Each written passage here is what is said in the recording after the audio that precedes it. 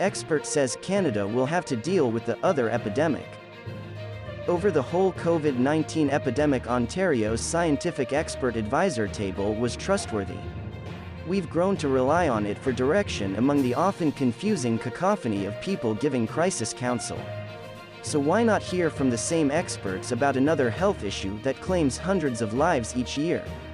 Of fact, the opioid epidemic has been devastating families and communities for years, and it has become worse under COVID. Deaths are rising throughout the nation, but especially in Ontario. The scientific table reported this week that opioid overdose fatalities in the province had risen by 60 since the epidemic began in March of last year. Emergency room visits for suspected overdoses have increased by the same proportion. This is a slower-moving problem than COVID, but the toll is comparable.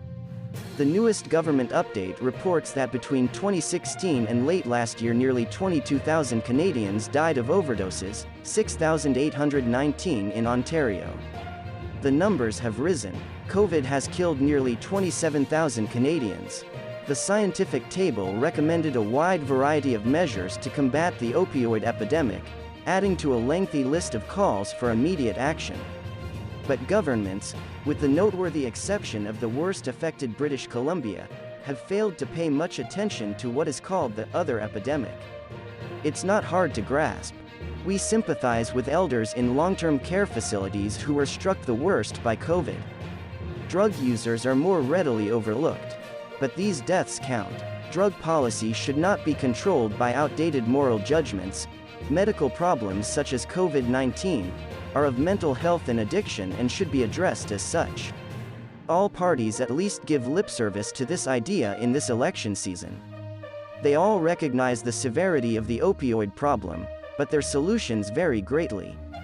Liberals, New Democrats, and Greens all favor extending safer supply and consumption programs to reduce overdose fatalities. But the NDP and Greens want more. They back demand from doctors and even Canadian police officials to legalize tiny quantities of illegal narcotics.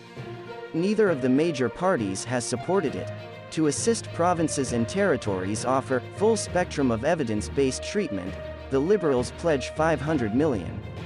To their credit, the Conservatives of Aaron O'Toole came up with the notion that addiction should mostly be handled as a medical, not a legal, problem.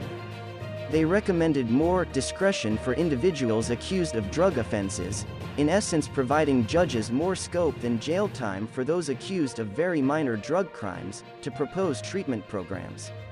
And the Conservatives plan a big emphasis on drug treatment and rehabilitation programs.